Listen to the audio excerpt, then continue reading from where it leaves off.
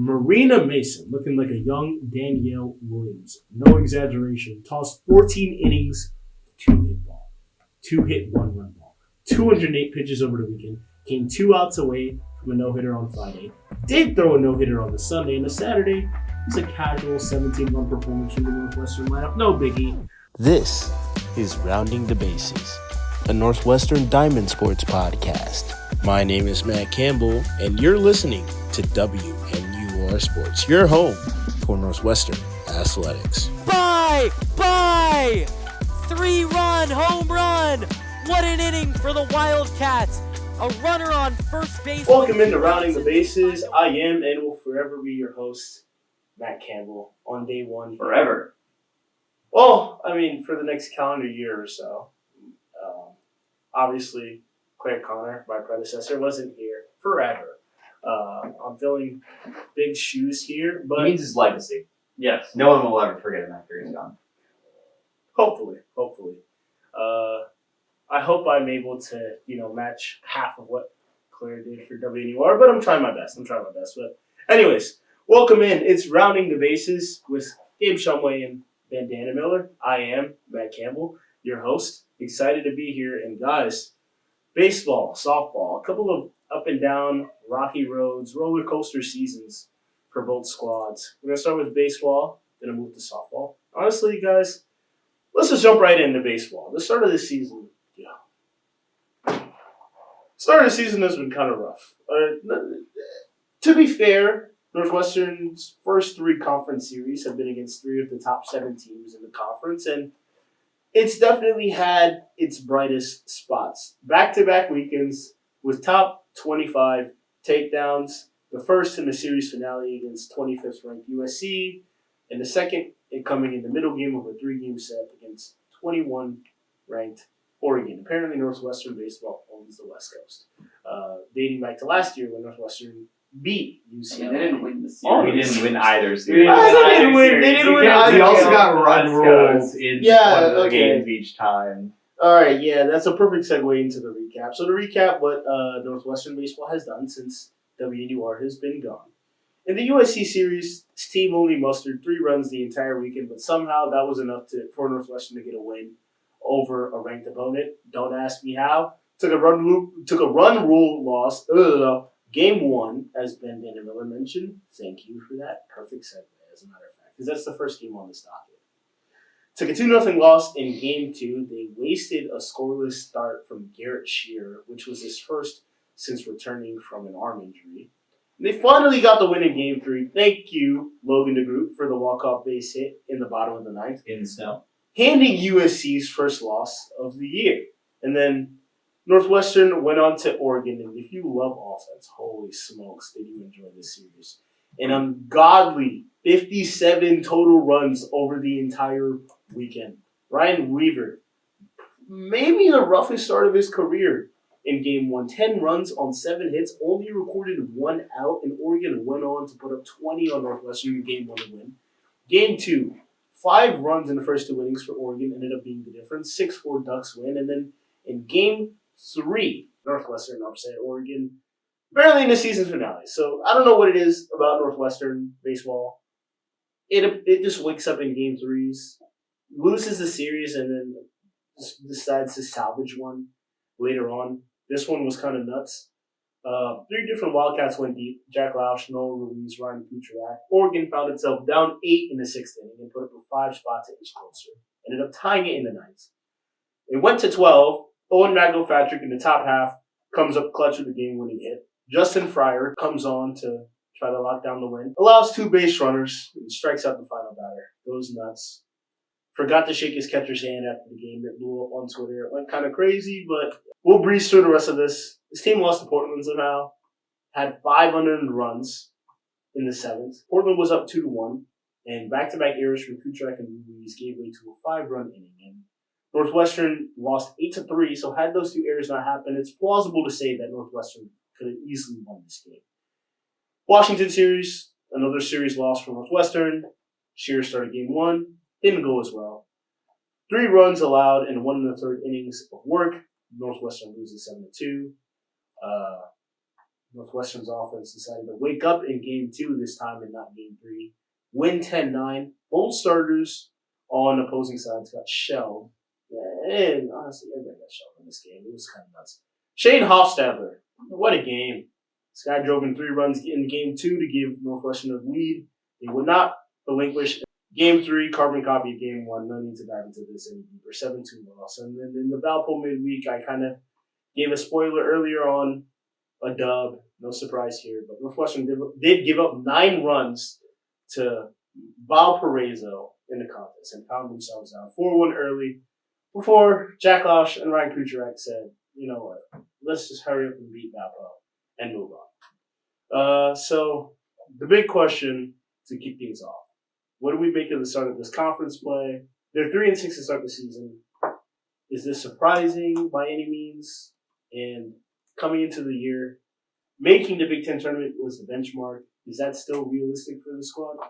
I think this is exactly on pace for what I expected out of Northwestern baseball. I followed them a little less this season than last season. But I can't help but feel like this is just the most classic Northwestern baseball thing to happen under Ben Greenspan.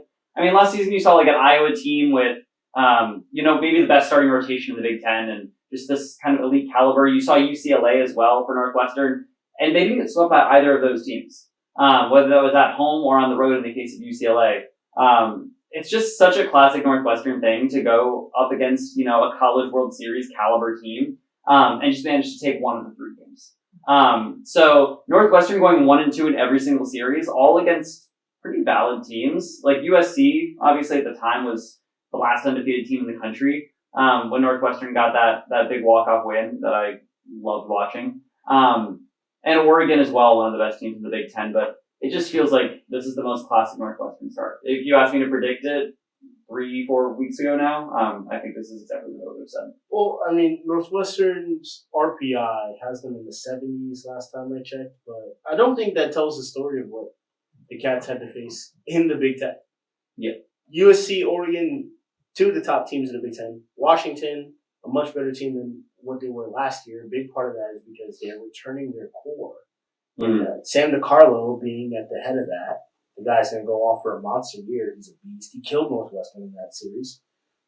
I think the rest of the way for the Cats, and if you look at the schedule, you'll see Michigan State, Purdue, Michigan, Minnesota, Indiana, Illinois. These are all teams that Northwestern can handle. These are all teams that Northwestern can take series from. Will they take all these series from these teams? No. I think that's unrealistic in the world of baseball.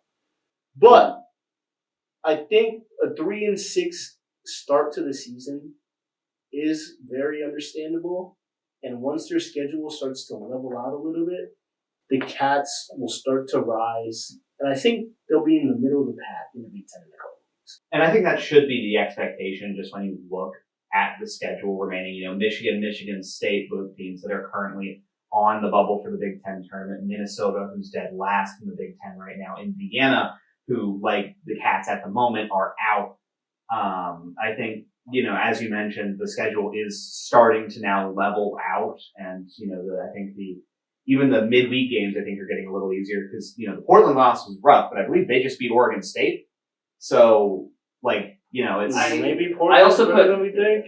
I just put no value into midweek games. I'm going to be so honest. I could not care less about midweek games. Midweek games are times for Northwestern. Teams like Northwestern to work out the kinks, in their armor. And that's why we saw a guy like Shane Hofstadler in the lineup last game against Valpo. No, 100%. I think especially for a team like Northwestern that's, not going to be in the conversation for an at-large bid, really, it makes sense that, you should be putting all of your focus into the conference schedule to try and perhaps make a run in the weirdest conference tournament format for any sport I've ever seen. Yeah. What is up with it? this? It's a whirlwind. The Big Ten, I mean, the WCC men's basketball conference might have something to say to you. You're right. When I look at that bracket, I'm like, okay, I see how that works. Also, not even mentioning the Horizon League. And true. Bro, what are we on about? Sorry, wrong sport. Anyways, wrong all right. goal. let's move on to some of these individual players who've been going off. Jackson Freeman, dog, nothing new, batting 304 with 9 extra base hits, leads this team with a 99 WRC plus and is slugging around the 480 mark. Went deep against Valbo and hosed the guy at home. Like, I was watching the game live. The guy was out by 3 steps. It was an absolute cannon. It was a seed. It was a dot. Insert any adjective that you would like to describe the throw. I think the start to his season is a precursor to Jackson Freeman returning to the freshman year Jackson Freeman that we raved about over the years here at WNUR, setting the single season first year home run record here at Northwestern. I think a guy like Freeman is a dark horse for first team All Big Ten. The reason why I bring this up is because in year 3 of the Ben Greenspan era of Northwestern baseball, Jackson Freeman has been at the center of this constant improvement that Northwestern baseball has made. And you could look at the stats. Ben Greenspan has gotten better here in Evanston every single year. He's on pace to get better this year. Next year will be a bit of a question mark with some guys departing the program. Jackson Freeman's at the center. A guy like Jackson Freeman, yeah, he'll have his slumps. I think those numbers will come back down to earth per se, and he'll be a 280 hitter for the start of the season. But to start the discussion, the actual discussion, I think he'll return to his freshman year form. But I think that sort of Jackson Freeman might be on a level above what was his best in his first year. What Jackson Freeman has done offensively, what he could do defensively, I think at least could warrant him first team all. No. The offense is not, like, sure, he's the best hitter by batting average on Northwestern, but, like, batting average is the most outdated stat, exactly. too. Like, He's 60th in OPS in the Big Ten. The offense is not going to carry him there. The defense, sure, maybe, but not the offense. Maybe I'm just a Jackson Freeman truther, but I will stay a Jackson Freeman liar. truther. I do think Jackson Freeman has the most potential to be a potentially successful MLB player of anyone on this roster. Sure. But currently he stands no chance of being first team MLB. No. I get it. But what I'm saying to you guys, right, is that Jackson Freeman, the way that he's been playing thus far against these tough Big Ten teams, I think his trajectory is for him to get even better. Obviously, the floor in my head, and I think the floor in all of our heads is, 285, Jackson Freeman progresses, and he does kind of what he did last year. But I think the ceiling is so high, this guy, I think he could bat 340, 350 with 15 bombs on the year and 70 RBIs. I don't think that's ridiculous. I wouldn't go 15. I don't think that's an unreasonable ceiling. I don't think he gets there, but I do think that's like somewhat reasonable for like the highest of highs that he could hit. At least we can settle on that. So we got. If he plays like first half Cape League Jackson Freeman, I can see that. You see what I mean? But anyways, there's so much more to this roster than Jackson Freeman. It's getting kind of late, so we should probably get to the rest of the roster. Ryan Kucherov, a guy that we thought that was in for a major year, might still think that is in for a major year. Doing well to start conference play at the minimum, batting above 300 through the first 3 series, but strikeout rate, not that great, 10 Ks in 9 games so far. They did slump at the start of the season. Is this kind of like the proverbial regression that we've seen throughout the years of just watching college baseball when a guy has such a great year and the expectations on him are so high that, he comes into the year just slow? Ryan Kucherov fascinates me so much, Matt, because last year we saw the same exact thing from him. He started out so slow, and then he lit the world on fire right as we got kind of right around this point in the season. But the biggest thing that was so interesting to me last year with Kucherov is I tried to figure out what changed for him, and I analyzed this guy's swing frame by frame by frame, and I couldn't find a single difference. There was no change in his swing whatsoever. He changed nothing seemingly, and went from at least nothing mechanical that was noticeable from an audience perspective, to go from a replacement level player to the greatest home run hitter in Northwestern history. So I don't know what to make of this guy, and if the same thing's going to happen this year, or if it's not, because frankly, there's no real way that we can tell from a fan perspective. And I think that's where the mental side of the game comes in and takes over, because a guy like Kucherov commits to LSU, finds himself competing for a job, and comes off the bench a couple of times and feels the pressure of, oh, I have to perform in order to get more playing time.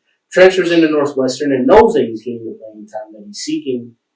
And that pressure finally falls off your shoulders and you get to play freely. And I think that's the only reason that explains this phenomenon, right? Maybe. I mean, you could see him not getting playing time in the Cape Cod League over the summer too, and struggling. So I think that's a fair point. And you see what that does to a guy like Ryan Kucherov this year, right? Coming back, he feels like he has something to prove and starts the season slow, and you get to a point where you play so uptight, you're so in your own head, and you're trying to win the battle so much, you're tweaking as many mechanics as you possibly can.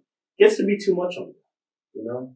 That's why the jump from LSU to Northwestern in his first 2 years was so huge, because he went from I'm competing for a job to I have this job, I'm trusted to do this job, I'm going to go ball out, back to sitting the bench and coming back and thinking I have something to prove again, I have to compete, and put this team on my back.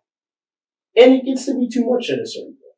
And I think that's what we saw at the beginning of the season, and I think this is the point where he starts to realize that he doesn't have to do that. When he has a guy like Freeman on his team, and Jack Lausch is clicking, and Logan DeGroot is on, and Shane Hofstadler has a breakout game, and Jake Yang has a breakout game if we saw it.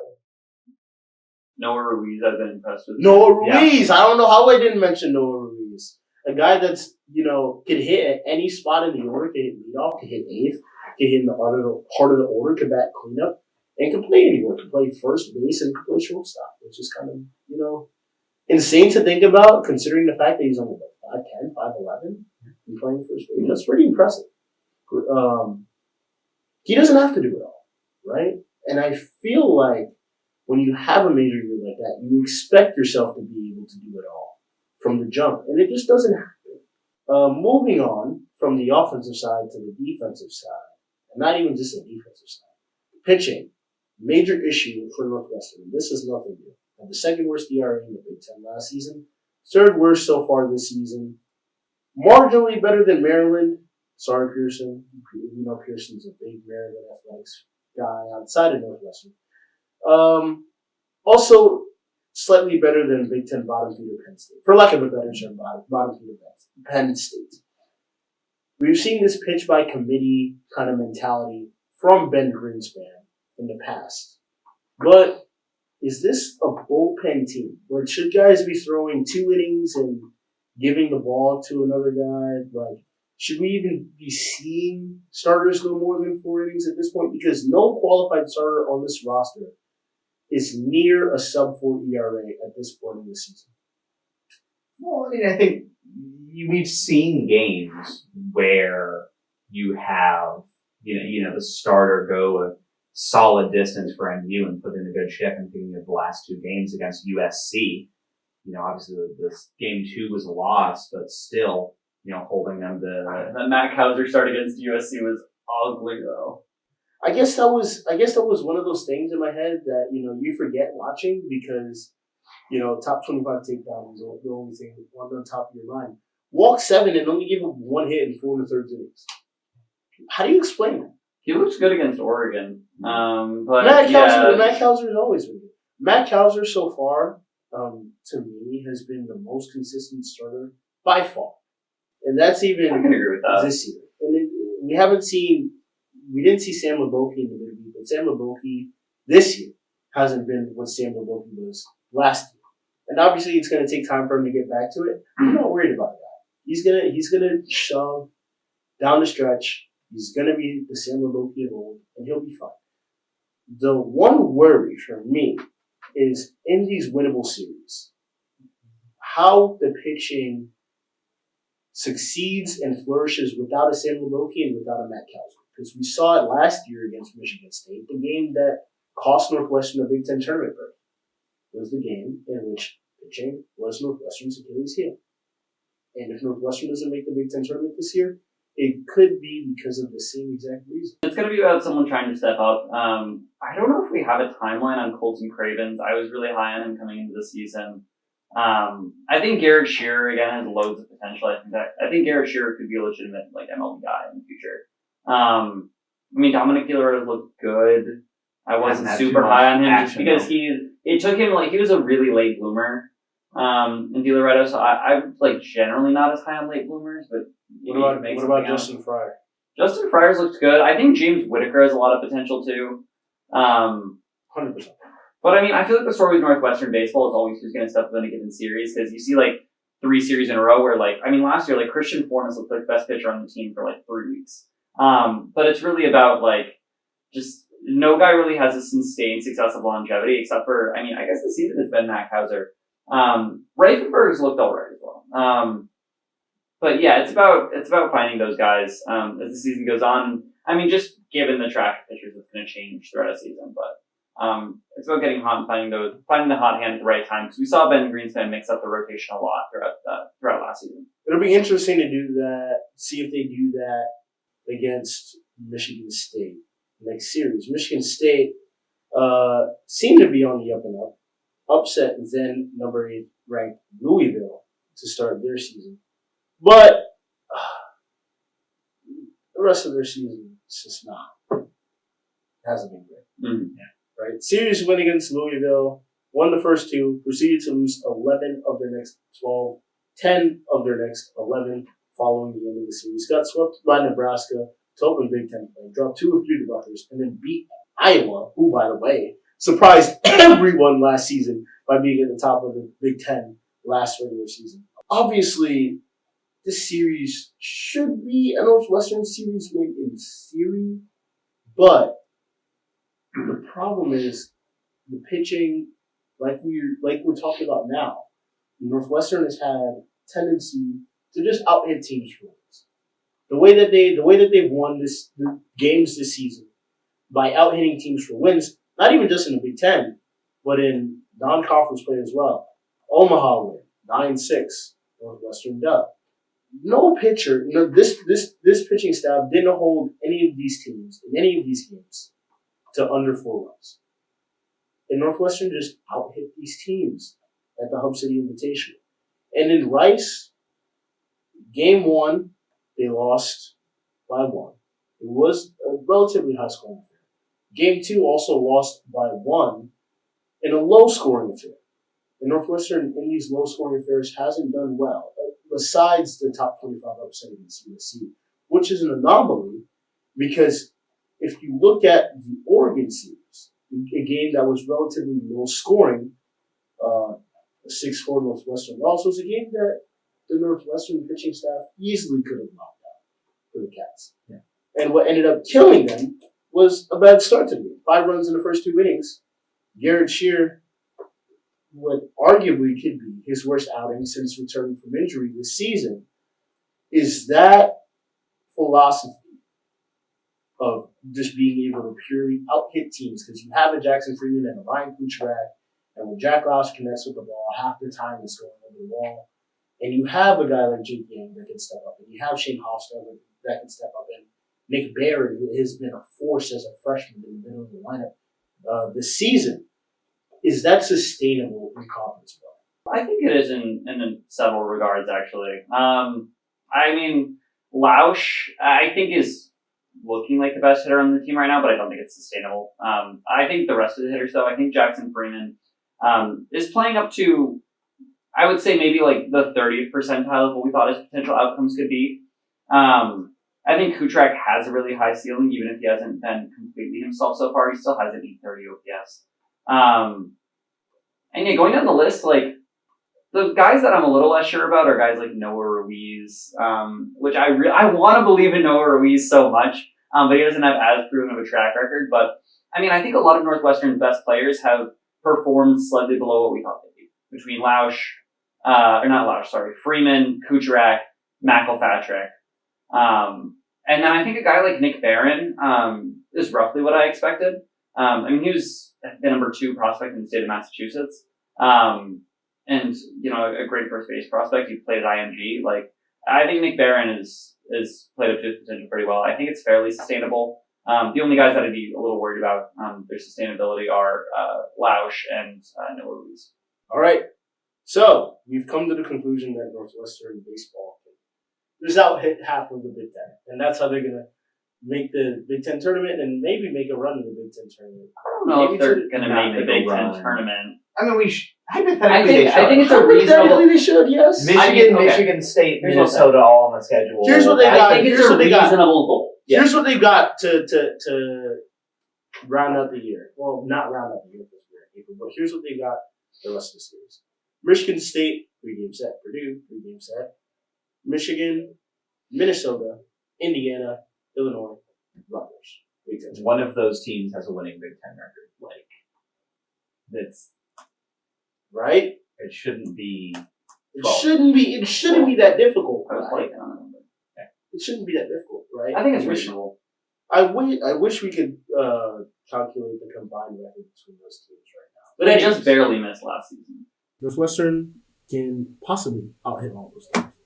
Although I do think the What Michigan we've seen so far from this lineup holds true for the rest of the season, which you never know in baseball. Easily could. You know, you've seen the tale of hot starts and crazy downfalls happen time and time again in baseball. Look at the Mets last season in the MLB. Best record in baseball to have. Didn't even make the playoffs with the highest paid player in baseball history on their roster. I mean, when Clay Holmes is your ace, I believe in your pitching staff for the entirety of the season. Anyways, baseball trying to out-hit teams. Softball nearly out-hitting every single team so far. A rough start to conference play against 22nd ranked Washington. Allowed 10-plus runs in 2 of the 3 games and was held scoreless in the other. Got swept and returned to the state of Illinois and then did the sweeping up in Urbana-Champaign. Popped the champagne, if you will. Thanks, Pearson, for that analogy. No, it was Brielle, actually. So thank you, Brielle, for that analogy. Marina Mason, looking like a young Danielle Williams. No exaggeration. Tossed 14 innings, 2-hit ball. 2-hit, 1-run ball. 208 pitches over the weekend. Came 2 outs away from a no-hitter on Friday. Did throw a no-hitter on the Sunday and the Saturday. It's a casual 17-run performance from the Northwestern lineup. No biggie. 11 runs in 1 inning. Yeah, the second most in program history. Yeah. 12 in the first inning. Excuse me. And then in Oregon, Rosemont opener. And sidebar, this is a beauty of a ballpark. Ben Dannemiller, I don't know if you've been there before. I will be on Friday. You I will be will on also Friday. be on with Friday Gabe, now. yes. Gabe Shumway will Tune also in. be there on Friday. WNUR Friday 7 p.m. Yeah. Softball. WNUR-Mixler.com. Or actually, that's not the right. WNUR.Mixler. I think look up Mixler WNUR WNUR Sports. That's what I mean, even Mixler WNUR WNUR Sports. Sports is somewhere in there. Google Anyways. them up. Anyways, Google me. Rosemont, it's a beauty of a ballpark. If you can't tune into the game, you might as well just go to the game yourself. It's literally right next to O'Hare. Airplanes flying over a softball field at night Sky rockets in flight.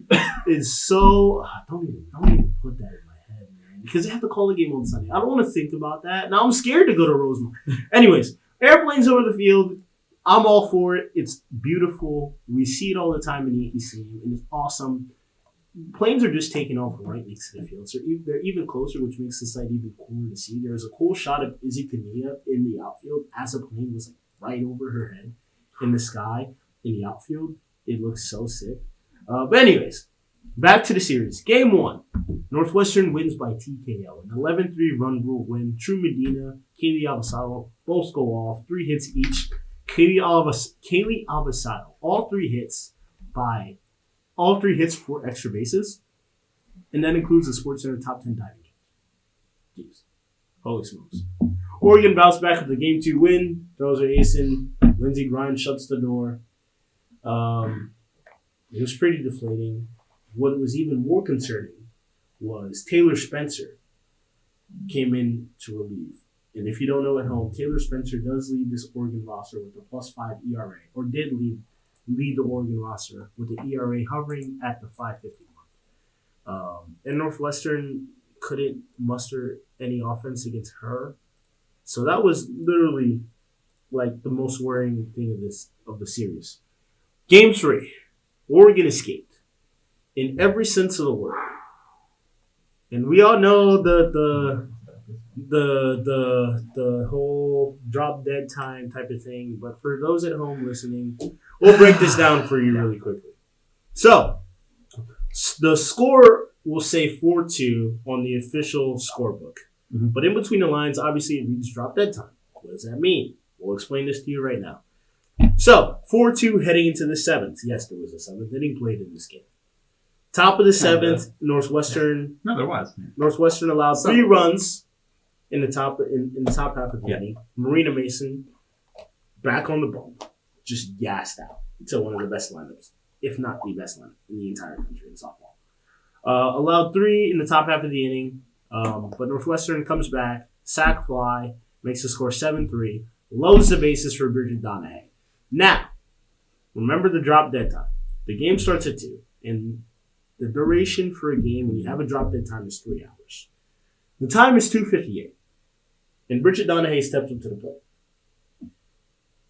So Oregon calls timeout. Melissa Lombardi, head coach Melissa Lombardi, comes out of the dugout, makes a pitching change. Taylor Spencer back on the mound again. You know, kind of like a what you would come to expect Northwestern to do against somebody that's struggling in the Big Ten. Loads the bases and is getting to it. Puts back in Lindsey Grimes for the 2nd straight game. This is the 4th time she's trying out to the circle. Why? Don't know. We're both. I watching the game was really confused. Warms up. Clock strikes 2:59. Donahue steps back into the box. Lindsey Grimes throws 2 pitches in the dirt, 2-0 count, bases loaded, clock strikes 3, game over. Yeah, literally game over. Like, the home plate umpire checked the watch, called time, called the field umpires over, called the game, and it was over. Oregon started walking off the field. And no need to even say this, but Keith Johan was mad, it was fuming mad. I did some digging to try to find any justification for this. I thought maybe OU has some type of midterm on Monday. Maybe that's why it was a Thursday, Saturday It's all series. speculation. All speculation. Oregon's on a quarter system, so they literally started classes on Tuesday like we did. It's worse than the Notre Dame loss last season because the only thing that The Notre Dame tie last season. Notre Dame tie, basically what felt like a loss, a tie. But yeah, what we did here allegedly was that Oregon booked their flights from Midway instead of O'Hare. It's literally right there. Why are you, like it? Why is this In their host defense- school punished I don't know why they chartered their flights from Midway. In their defense, Eugene did not have service to O'Hare until very recently, and it's likely that the flights were booked well in advance to save costs. But So Eugene that is such a explains it. small airport that they didn't have specific flights that could have gone out of O'Hare until they recently made a partnership. Right. But like, why would the rule favor the away teams? I don't know. Well, because the away teams are traveling, so you have to. Yeah, but like, if you design can't the make your series to flight, that's accommodate- on you. That's not on the home team. Because I like, just I think- know- I understand that this Well, I mean- could go either way, but this does fundamentally. Well, I mean, a team like Oregon softball, of course, they're gonna have a chartered flight. Like, there's no way they're gonna come on a commercial flight. I understand. Was it chartered? Do we know that for sure? I would assume. I would be so. shocked if it was commercial because I know they didn't even do it in a sport like women's basketball until the past few years. I would assume Yeah. it was chartered. I don't know. I don't know. Not confirmed. Yeah, we're speculating Can't here. confirm this. All I think what we can speculation. all agree on is the fact that we have drop dead times at this level being implemented Yes. in these spots is ludicrous behavior. Like, the whole point of going to Rosemont and, redoing the stadium is so that we didn't have to see games end due to extenuating that is circumstances. not the reason. It's because the stadium was not done in That time. too, but also because there weren't lights and there was a tie. Like, there's different reasons. That is one of the reasons. I do not think that is a reason. Okay. That is one of the reasons. All right. Like, was that there were no lights. Like, All right. honestly, like... All right, we apologize. I have right? not no seen more this rating. type of drop dead behavior All right, since I was in like Gabe, fifth grade Little League. All right, Gabe, let's really No, it's funny because when I looked up Big Ten softball drop dead time, everything was about this game because this is probably the first time it's happened. Like, all right, guys. So the question is not whether this was sustainable, which I did write as a question before the Oregon series, because I think it's clear that Marina Mason will be the number one going forward. But in terms of not only the arms, but the defense, because the defense hasn't been great at times. How does this team support her? Is the focus going on finding that number two, whether it's a Riley Grudzielanek or it's an Emma Blay or it's Signe Dose, who's had her shining moments in the circle to start the season, or it's on trying to find a better defensive lineup that suits a pitcher like Marina Mason? I think it, has probably been, as you mentioned, the pitching that's kind of been a little bit of an issue here and there. With the exception of Marina Mason being like fantastic, but I think that should really be the main focus, is trying to. Yeah, like Focus up, I bring feel up like their the offense has rest of the been players. Yeah. fairly solid. Like Bottom is fine. Emma Ray's having a great year. Kaylee Avasado's been, The her usual self. The core of this team, Ray, Avasado, Nader, Nito, doing what you would expect Ray, Avasado, Nader, Nito to do. Shine. Everybody batting above 300. I think the problem might be left side of the infield struggling, which was the story of this team last season when Kaylee Avasado came in as one of the best shortstop recruits in the country, probably already in college, a top 25 shortstop in the nation, presumably in the preseason, and struggled, for lack of a better term, at short. And Donna Hay struggled as well at third base in a new position for the first time in her career. And so I feel like Kate Drohan this year was trying to avoid lightning striking twice with True Medina coming in. True Medina came in as a highly touted shortstop recruit. Obviously, didn't want to move Donna Hay over this season. Kept her at short. Tried Medina at third, and Medina hasn't been successful in the defensive end. Has she had her web gems? Yes, 100%. Go watch Clearwater, for sure. But 15 errors to lead the team this season.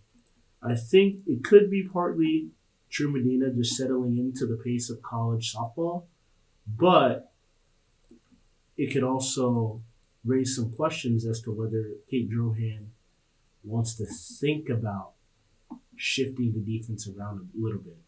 Whether that means, and we've seen this before, whether that means trying Signe Dose at third base in a midweek, or even for a game out of the series. We've seen Tegan McHugh come off the bench and start as well. Is it better for Medina to be a designated player?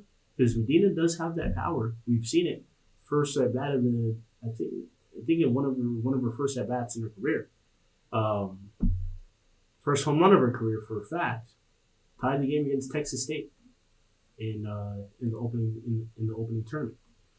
So I think that's something that Northwestern has to at least start to think about, how the defense could be better, and whether Northwestern wants to be a defensive-minded team going forward, because the offense is always going to be there when you have an Emma Ray and a Kaylee Avasado in the lineup. Yeah, it's an interesting debate for Drohan of how exactly she wants to play it, because I don't think I've done quite enough softball watching to get a good sense of the eye test, and I don't love using errors as a stat just because it punishes players with more range generally. Yeah. But I mean, it's hard to avoid the fact that the past 2 years there has just been a defensive issue that's plagued the pitching staff. Because I mean, you can be a great pitcher all you want, but if you don't have a great defensive unit behind you, the results just aren't going to be there, whether it's earned runs or not. And that's definitely played a role in Northwestern kind of having some games that they'd like to forget. I'm just not exactly sure if the answer is really on this roster, or whether the offense can just outweigh the defense, because I feel like whatever kind of like, however Kate Drohan tries to play this defensive unit on the infield, the results just haven't been there. So I think to some degree, maybe you just have to swallow that pill and say we're going to go gung-ho on the offensive side or work on defense and practice as much as we can. Because I'm not sure if there is some sort of a rotation here that fully clicks. I could get around that. I could come around to see how Northwestern just has to bite it and say, we're going. I mean, work as hard as you can. We're going to be a machine gun offense and just win the gunfight that way. Because of the fact that since Danielle Williams has departed this program, there has been no clear 1-2 punch on this roster. I mean, I think we had Ashley Miller for a year, but that was the kind of yes, Ashley Miller, yes. Obviously, Ashley Miller coming to the program, it was huge for Northwestern. But since then, right, last year with Lauren Boyd on this roster, I mean, she was Riley Grudzelanek, the number 2, who shined throughout the season, but struggled against ranked opponents. Inherited that number 1 spot from Boyd this season at the start and didn't perform like how you were hoping that she would perform this season. Which is a lot of pressure because Lauren Boyd is one of, if not the best, I can't say the best when you're thinking about Danielle Williams and Ashley Miller, but definitely one of the best pitchers of this Northwestern softball program this decade. Mm-hmm. But it still doesn't take away from the fact that Northwestern doesn't have a second reliable starter for those weekend series. You can't throw Marina Mason all 3 games. Theoretically, you could, but teams are going to figure her out. And she's not going to be able to go 7 innings every time she steps on the mound. And we saw that against Oregon with the team turning to Renee Cunningham for the first time in a while. For the first time since the Washington series, I believe. That she was in a contest. I'm going to go fact check that for a second. And Oregon was able to come around to her, and it forced Mason back into the circle. And Mason didn't have the juice that you expected her to have, or you were hoping that she would have, because of the fact that she did so much against Illinois and had done so much already against Oregon. Mind you, we didn't even talk about the fact that Marina Mason held one of the best offenses in the country, certainly a top 3, top 2 offense in the Big Ten, to 3 runs in game.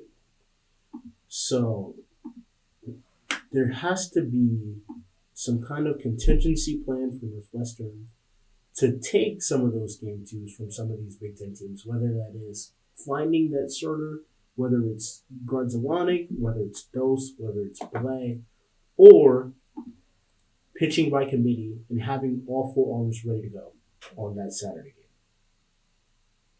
Yeah, I'm not sure exactly what the answer is. Again, it might just be the same kind of thing I was mentioning for Ben Greenspan, and it's riding the hot hand on a given week. Because, I mean, we've seen the ceiling. I mean, Riley Grudzelanek was a midweek game last year, but she had a 5-inning no-hitter at one point. Against UIC, I believe. Yeah, against UIC. Signy Dose has looked better than I expected. I've been pleasantly surprised with Signy Dose this season. I still think Grudzelanek's probably your number 2 in most situations. But I mean, yeah, if Northwestern wants to make it back to the playoffs, someone's going to have to step up is kind of the moral of the story. Yeah, of course. I would probably go with Dosey for the 2. Just I think the numbers, favor her, obviously. Still don't have that eye test for this team, at least from what I've seen, but I think Dosey is a better fit for the role. So next up for this Cats team, softball team, is Michigan. The 2-7 team.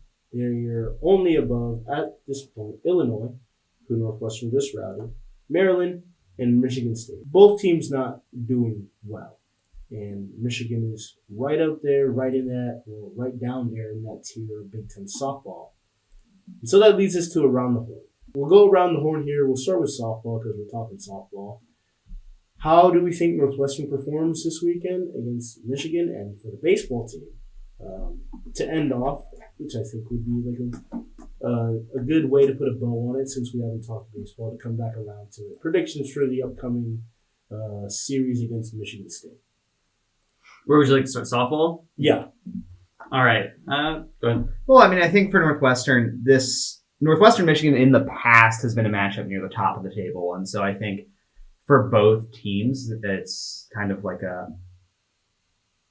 new look to this, that they're both kind of especially Michigan kind of on the bubble for the Big Ten tournament. I think, Northwestern should take all 3 games, but as you mentioned, they've had a lot of trouble in the game twos. Yeah, I'll say Northwestern takes all 3. I think this is kind of a get right week at home. I think Northwestern can get right. No drop dead time this time. No drop dead time. Are we saying taking all 3 for both teams? I will go with. I don't think on the baseball side they're taking all 3. I'll go with the jury here on softball. By the way, I think they're taking all 3 against Michigan. I think they take 2 out of 3 on the baseball side against Michigan State. I mean, I think both are very comparable teams, but I think it's only a matter of time until Northwestern gets a series on someone. Just has a weekend where all their pitchers perform up to their full potential. I mean, they almost took a series off USC. I think Michigan State is, especially when they're, are they back at home this week against Michigan State, or is it on the road? Yes, it's home. It's home. Okay, that's what I thought. I think baseball can manage 2 out of 3 against Michigan State. Yeah. I'm also going to go with the sweep against Michigan State. Bold. It's pretty bold, but, I'm a Northwestern homer at heart, and sometimes I can't really suppress that as a journalist. But I think Northwestern can find a way to sweep this series despite the bad pitching. I think Michigan State, to contradict myself from earlier, I think Michigan State is one of those teams that Northwestern can out-hit and will out-hit this weekend. So the consensus... let me backtrack and get my words. The consensus in the group is that both these squads will win their series this weekend. And I think that should be the expectation for both of these teams to win. And if they do, great. And if they don't, when we reconvene next week, we just got to dissect why and how it happened, and why either team didn't take the series or didn't take all 3 games of the series or whatever the case may be, and see where the teams go from there. But that's for next week. We're talking about today. That is your episode of Rounding the Bases with your brand new podcast director, Matt Campbell, who is so excited to be here. Once again, thanks to Gabe. Thanks to Gabe. We can be thankful for me too if you want. Yeah, I'm always thankful for you too. Well, thanks to Gabe and Ben for joining us this evening as the clock strikes 8 o'clock. I will be sprinting out of here as I do have club baseball practice immediately after the speaking around the bases. And I do have to catch. So, thank you for tuning in at home. Thank you for tuning in at home to Rounding the Bases. That'll wrap us up right here. We will see you next week. And as always, go Cats. You've been listening to Rounding the Bases with your host, Matt Campbell. If you've been watching on YouTube, be sure to hit that subscribe button to be notified of all of our future episodes and our other content, like the Sunday Sports Blog. If you've been listening on Spotify, tap the follow button at the top of our page to add this show to your library. It's been a pleasure being with you today. Thank you for tuning in. And as always, go Cats. See you next time.